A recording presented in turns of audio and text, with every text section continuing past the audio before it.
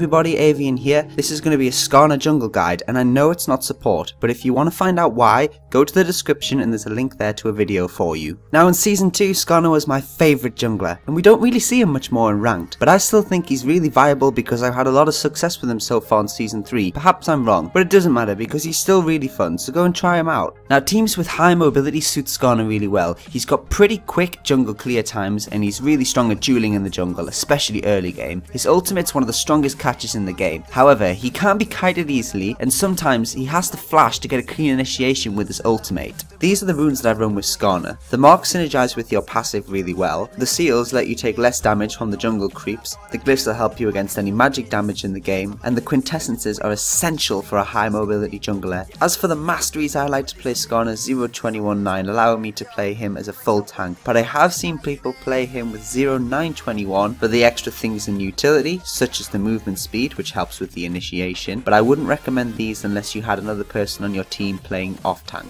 Now for Skarner's skill order, you want to max Q first because you get faster clears and more slows, making your ganks pre-6 pretty damn good. Then you want to max W because it's a shield that grants attack speed and movement speed, allowing you to gank quicker, get faster cooldowns and obviously do more damage. And then you want to max E last because it's not really useful until team fights when you can proc it on more than one target. Take a point in R whenever you can. I'd recommend that you start Hunter's Machete and 5 health potions for the faster clear and sustainability. Then you want to upgrade to your Spirit Stone because you'll be using this later to get tenacity from Spirit of the Ancient Golem, and take boots whichever you prefer. If you need more armor, take Ninja Tabby. If you want to gank more, take boots and mobility. You're always welcome to swap the mobility boots for Ninja Tabby at late game as well if you need to. Your final item build should look something like this, but there's nothing wrong with other choices that aren't included here. Make sure that you pick up Shirelius if your support doesn't, and if you need any extra magic resistance, perhaps try a Wit's End or something. So I know we all jungle differently, but what I do with Skarner is I get my team to guard all of the jungle entrances, and I want to start blue,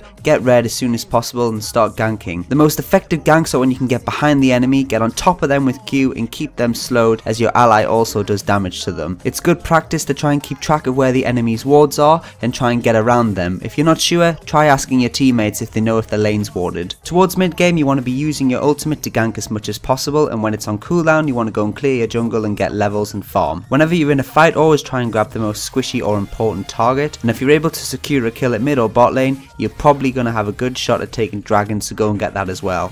Now in mid and late game, you need to use your own judgment. Beat the shit out of anybody who makes a mistake on their team. If you can catch somebody and fuck them up in seconds, grab them. On the other hand, if you can get one of their carries from the side, go in there and pull them to the front of your team and punch them in the face. Just grab whoever you think's best. Perhaps if you're at Baron, grab the enemy jungler as he's trying to outsmite you with his stupid fingers. Or if you fancy trolling, perhaps pull an enemy who can instantly kill your AD carry right on top of him. But in all seriousness, what you can do with Skarner in team fights is two things.